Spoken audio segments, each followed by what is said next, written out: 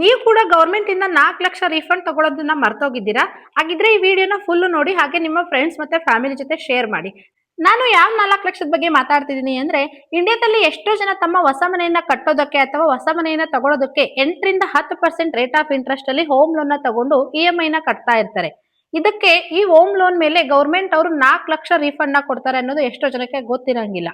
Last year government of India ಅವರು ತಮ್ಮ home loan scheme ನ ಅಪ್ಗ್ರೇಡ್ ಮಾಡಿದ್ದಾರೆ. ಇನ್ನು ಇದರ ಬೆನಿಫಿಟ್ ನ ಲೋವರ್ ಕ್ಲಾಸ್ ಪೀಪಲ್ ಇಂದ ಮಿಡಲ್ ಕ್ಲಾಸ್ ಪೀಪಲ್ ತನಕನೂ ತಗೋಬಹುದು. ಅದೇನಪ್ಪಾ ಅಂದ್ರೆ, ನಾವು ಹೋಮ್ ಲೋನ್ ತಗೊಂಡಿರುವಂತ ಇಂಟ್ರೆಸ್ಟ್ ರೇಟ್ ಅಲ್ಲಿ 4% ಅವರು ಗವರ್ಮೆಂಟ್ ಸಬ್ಸಿಡಿನ ಕೊಡ್ತಾ ಇದ್ದಾರೆ. ಅಂದ್ರೆ 12 ಇಯರ್ಸ್ ಆದ್ಮೇಲೆ ನೀವು ಟೋಟಲ್ ಇಂಟ್ರೆಸ್ಟ್ ನ 14 ಲಕ್ಷನ ಪೇ ಮಾಡಿರ್ತೀರಾ. ಈ ಗವರ್ಮೆಂಟ್ ಸ್ಕೀಮ್ ಅಂಡರ್ ಅಲ್ಲಿ ಏನಾಗುತ್ತೆ ಅಂದ್ರೆ, ಪ್ರತಿ ವರ್ಷ ನಿಮ್ಗೆ 1 ಇಯರ್ ಗೆ 36,000 ಬರುತ್ತೆ. ಅಂದ್ರೆ 5 ವರ್ಷಕ್ಕೆ 1,80,000 ರೂಪಾಯಿ ಬರುತ್ತೆ. 36,000 ಅಮೌಂಟ್ ಏನಿದೆಯಲ್ಲ, ಇದು ನಿಮ್ಗೆ ಗವರ್ಮೆಂಟ್ ಕೊಡೋದಿಲ್ಲ, ಬ್ಯಾಂಕ್ ಕೊಡುತ್ತೆ. ಅಂದ್ರೆ ಏನಪ್ಪಾ ಅಂದ್ರೆ, 5 ವರ್ಷದಲ್ಲಿ ನಿಮ್ಮ ಪ್ರಿನ್ಸಿಪಲ್ ಅಮೌಂಟ್ ಅಲ್ಲಿ ಪ್ರತಿ ವರ್ಷ 36,000 ಕಡಿಮೆ ಆಗ್ತಾ ಹೋಗುತ್ತೆ.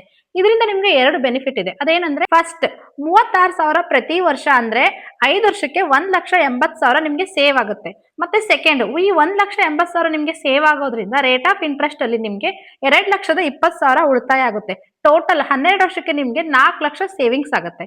ಮತ್ತೆ ಈ ಸ್ಕೀಮ್ ನ ಹೆಸರು ಯಾವ್ದಂತ ತಿಳ್ಕೊಳ್ಳೋದಕ್ಕೂ ಮುಂಚೆ ಇದಕ್ಕೆ ಯಾರ್ಯಾರು ಎಲಿಜಿಬಲ್ ಇದ್ರೆ ಅಂತ ನೋಡೋಣ ಬನ್ನಿ. ನಿಮ್ಮ ಆನ್ಯುವಲ್ ಇನ್ಕಮ್ 9 ಲಕ್ಷಕ್ಕಿಂತ ಕಮ್ಮಿ ಇರಬೇಕು. ಮತ್ತೆ ಆಲ್ ಓವರ್ ಇಂಡಿಯಾದಲ್ಲಿ ನಿಮ್ಮ ಹೆಸರಲ್ಲಿ ಬೇರೆ ಕಡೆ ಎಲ್ಲೂ ಪ್ರಾಪರ್ಟಿ ಇರಬಾರ್ದು. ಅಷ್ಟೇ ಅಲ್ಲ, ಮತ್ತೆ ನಿಮ್ಗೆ 30 ಲಕ್ಷಕ್ಕಿಂತ ಜಾಸ್ತಿ ವ್ಯಾಲ್ಯೂ ಇರೋ ಪ್ರಾಪರ್ಟಿನ ನೀವು ಖರೀದಿ ಮಾಡ್ತಿರ್ಬಾರ್ದು. ಅಷ್ಟೇ ಅಲ್ಲ, ನೀವೇನು ಮನೆಯನ್ನ ತಗೊಳ್ಳೋದಕ್ಕೆ ಹೋಗ್ತಾ ಇದ್ರಲ್ಲ, ಅದ್ರ ಕಾರ್ಪೊರೇಟ್ ಏರಿಯಾ 120 ಸ್ಕ್ವೇರ್ ಫೀಟ್ ಗಿಂತ ಕಮ್ಮಿ ಇರಬೇಕು.